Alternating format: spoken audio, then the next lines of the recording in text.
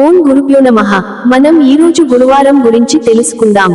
ఆర్థిక ఇబ్బందుల గురువారం రోజున ఈ పరిహారాలు చేయండి. లక్ష్మీదేవి అనుగ్రహం స్వంతం. వారంలో 7 రోజులు ప్రతి రోజు ఏదో ఒక దేవుడికి లేదా దేవతకి అంకితం చేయబడింది. గురువారం విష్ణువును, దేవతల గురువు బృహస్పతిని పూజించడానికి చాలా పవిత్రమైనదిగా భావిస్తారు. ఈ రోజున శ్రీ మహావిష్ణువుని ఆచారాల ప్రకారం పూజించడం, ఉపవాసం ఉండడం వల్ల భక్తుల కోర్కెలు నెరవేరుతాయి. గురువారపు పూజకు సంబంధించిన విశేషాలను తెలుసుకుందాం. ఆర్థిక ఇబ్బందుల గురువారం రోజున ఈ పరిహారాలు చేయండి. లక్ష్మీదేవి అనుగ్రహం మీ స్వంతం.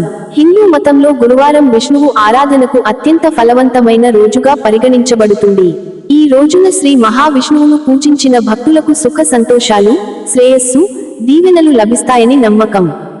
గురువారం రోజున వ్రతం చేయడం వలన సాధకునికి కష్టాలన్నీ తొలగిపోతాయి. జీవితంలో చేపట్టిన పనుల్లో ఆటంకాలు ఏర్పడి ఇబ్బంది పడుతున్న వారు లేదా ఎన్ని ప్రయత్నాలు చేసినప్పటికీ తమ పురోగతిలో అడ్డంకులు ఎదుర్కొంటున్న వారు గురువారం విష్ణువు, బృహస్పతి ఇద్దరినీ పూజించాలి.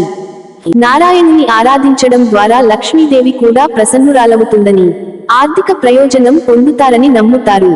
గురువారం రోజున విష్ణువుని ఆరాధించేందుకు కొన్ని ఖచ్చితమైన మార్గాలు ఉన్నాయి. వాటి ప్రాముఖ్యత ఏమిటో తెలుసుకుందాం. తులసికి మహావిష్ణువుకు చాలా ప్రీతికరమైనదని నమ్ముతారు. అందువల్ల గురువారం తులసి పూజకు కూడా చాలా ప్రాముఖ్యత ఉంది. తులసి లేకుండా శ్రీహరి ఆరాధన అసంపూర్ణంగా పరిగణించబడుతుందని నమ్ముతారు. అందుకే గురువారం నాడు శ్రీ మహావిష్ణువును పూజించేటప్పుడు ఖచ్చితంగా తులసిదళాలను విష్ణువుకి సమర్పించండి. ఏ దేవతను పూజించినా మంత్రాలకు చాలా ప్రాముఖ్యత ఉంటుంది. అటువంటి పరిస్థితిలో విష్ణువు అనుగ్రహం పొందడానికి గురువారం రోజున జపమాలతో తులసిని జపించండి.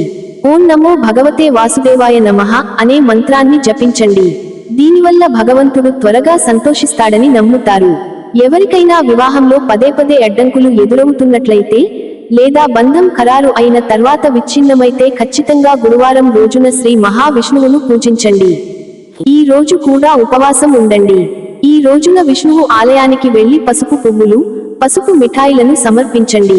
దీనివల్ల భక్తుల కష్టాలన్నీ తొలగిపోతాయని నమ్మకం.